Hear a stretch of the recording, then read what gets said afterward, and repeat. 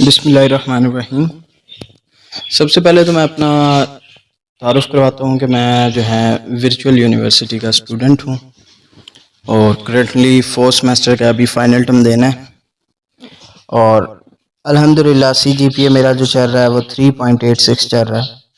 और ये जो सीजीपीए है मेरा, मैंने ये कैसे गेन किया, इसके बारे में थोड़ा सा अपना एक्सपीरियंस और पेपर अटेम्प्टिंग स्किल आपको मैं थोड़ा सा बताने लगा हूँ कि आपने क्या करना है और क्या नहीं करना, जिसके बाद आपका जो है रिज़ल्ट अच्छा आ सकता है। इसी तरह मैं पहली बात यह है कि इतनी ज़्यादा कोई स्टडी नहीं करता कि जिससे मेरा ये सीजीपीए आया है। नॉर्मल स्टडी, बस चंद चीज़ें हैं जो कि ज़हन में रखता हूँ। इस वीडियो में मैं बात करूँगा सिर्फ एमसीक्यूज़ पे। एमसीक्यूज़ कैसे अटेम्प्ट करें।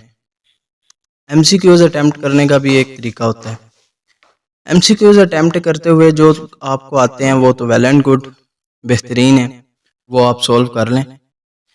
अब जो नहीं आते, जिस पे आपने तुक्का लगाना है, मैं उसके बारे में कुछ तुक्का लगाने के लिए या इंटेलिजेंट तुक्का लगाना है कि जिसमें मैक्सिमम चांसेस हों कि आपका तुक्का वो ठीक हो, उसके बारे में मैं बताने लगा हूँ कि आपने सबसे पहले तो डोंट अज्यूम एनी पैटर्न, यानी कि आपने कोई पैटर्न अज्यूम नहीं कर लेना ज़हन में कि पहले जो है ना इसका पहले का आंसर था ए, दूसरे का बी, तीसरे का सी, चौथे का डी, अब नेक्स्ट जो आंसर होगा वो होगा ए। ऐसी कोई बात नहीं। या फिर चल रहा हो बी बी, सी सी, डी डी, ऐसा अज्यूम नहीं करना। ये जो है ये बिल्कुल सरासर रॉन्ग होगा। आपका जो है क्वेश्चन वो गलत हो सकता है, क्योंकि कोई भी पेपर सेट करने वाला इतना वो बेवकूफ़ नहीं होता कि वो ऐसे जो है ना एक पैटर्न के साथ आपको पेपर दे दे। और सेकंड, अब मैं बात करूँगा कि क्वेश्चंस को आप जितना गौर से पढ़ेंगे आपको जवाब उसी में से मिल जाएगा, क्योंकि क्वेश्चन को समझ लेना ही जवाब हासिल करने के बराबर होता है। आपने क्वेश्चन समझ लिया केयरफुली तो आपको उसका जवाब मिल जाएगा। उसके बाद क्वेश्चन को जब आप केयरफुली पढ़ रहे होते हैं तो दरमियान में लास्ट में एक छोटा सा नोट लिखा होता है, नोट ट्रू, ठीक है, तो उस पे गौर करना है। जैसे कि पूरा सेंटेंस लिखा हो, Pakistan was made on 1947, was not true. अब ये जो नोट है इसको गौर करना है कि ये भी है कि नहीं। समटाइम्स हम जल्दी में जो है ना इस नोट को देखते नहीं हैं और जो है अटेम्प्ट कर लेते हैं। इसके बाद हमारा थर्ड पॉइंट मैं डिस्कस करूंगा वो है कि अवॉइड एक्सट्रीम वैल्यूज़, यानी कि जब आप पेपर अटेम्प्ट कर रहे होते हैं तो एक्सट्रीम वैल्यूज़ वहाँ पे जो भी होगी वो उसका आंसर नहीं होगा। ये तुक्के से रिलेटेड बता रहा हूँ मैं, तुक्के से रिलेटेड। एक्सट्रीम वैल्यू जैसे कि पाकिस्तान कब बना, 1947, 1948, 1949, 1950, तो ये जो 1950 है इसको सबसे पहले आपने डिस्कार्ड कर देना है, यानी कि आपके पास अब 3 चॉइसेस बची हैं, उसमें से आपने जो है ना चूज़ करना है। अब इसके बाद है कि आपने नेक्स्ट जो पैटर्न आजमाना है कि अगर आपके पास 3, 4, 5, यानी कि इनमें से आपने चूज़ करने हुए एमसीक्यू, मोस्टली 4 में से हमने चूज़ करने होते हैं, या फिज़िक्स के पेपर में जो है वो 5 में से भी आ जाते हैं।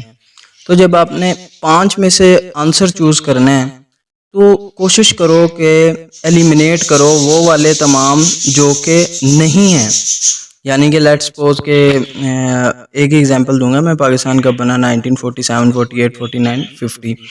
50 में तो बिल्कुल भी नहीं बना, ये सबसे एक्सट्रीम वैल्यू उसमें दी गई है, ठीक है। सेकंड, 49 में भी नहीं हो सकता। अब आपके पास 2 चॉइसेस हैं, 47 या 48। फिर आपके माइंड में क्लिक कर जाएगा ओ ये हो सकता है। इसके बाद नेक्स्ट है कि आपके माइंड में जो सबसे पहले क्लिक करे आंसर, वो आंसर 99% करेक्ट होता है। ये आजमा के देख लीजिएगा कि जब आपके माइंड में क्लिक कर जाए तो वो आंसर 99% एक्यूरेट होता है, उसी पे आंसर लगाएं। अगर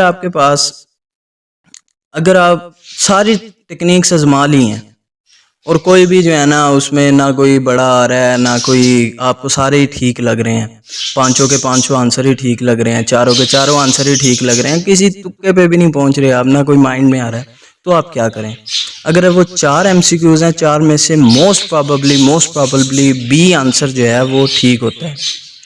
या फिर दूसरा चांस, अगर आप बी बिल्कुल आपको गलत लग रहा है, गलत लग सकता है, आपको गलत लग रहा है, तो फिर सी जो आंसर है वो ठीक होगा। बी के बाद सी के चांसेस ज़्यादा होते हैं ठीक होने के। हमारा जो VU का ट्रेंड चला हुआ है उसमें ए जो है वो मोस्टली चल रहा होता है, ए आंसर जो है वो मोस्टली करेक्ट होता है। ट्रू फॉल की बात कर लें तो ट्रू फॉल में मैक्सिमम जो है वो ट्रू जो है वो आंसर ठीक होता है, फॉल्स वाला इतना आंसर ठीक नहीं होता। ये सारी एक परसेप्शन और एक सोच और उसके लिहाज से आपको बता रहा हूँ कि तुक्का कैसे लगाना है बेसिकली। फिर लास्ट में मैं बात करूँगा कि आपने कोशिश करनी है कि क्वेश्चन को पढ़ें, उसके बाद अगर वो आपको नहीं आता तो उसको leave as it is, next आगे चले जाएं। नेक्स्ट जब आगे जाएंगे हो सकता है कोई उससे रिलेटेड सवाल हो जो जिसके सवाल के आपके जहन में आते ही फ़ौरन वो क्लिक कर जाए कि हाँ यार उसका आंसर ये होना चाहिए या ये है, फ़ौरन आपके जहन में आ जाए। तुक्का लगाने से पहले 1000 बार सोच लें कि क्या मैं तुक्का ठीक लगाने जा रहा हूँ, या फिर एक बार आगे देख लें। ये था MCQ से रिलेटेड। इंशाल्लाह नेक्स्ट वीडियो में सब्जेक्टिव से रिलेटेड बनाऊंगा और उसमें आपको बताऊंगा कि सब्जेक्टिव पेपर जो हमारा है वो कैसे हम सॉल्व करें और उसमें कम लिखकर ज़्यादा मार्क्स कैसे हासिल किए जाते हैं।